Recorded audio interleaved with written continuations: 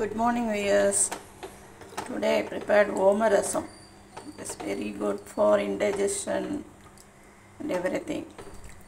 And also oreca curry. Oma rasam preparation. Just you have to fry that items in dry. That is 1 teaspoon omam, 1 teaspoon dhania, 1 teaspoon thoram parapu, then little quantity pepper and red chilli.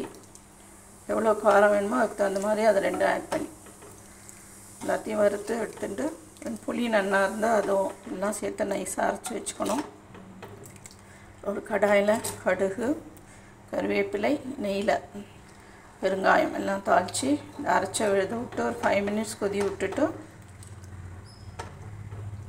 பருப்பு வச்சுருக்கோம் இல்லையா, வேக வச்சு அதையும் கரைச்சி விட்டுடணும். That is very tasty Oma rasam ready.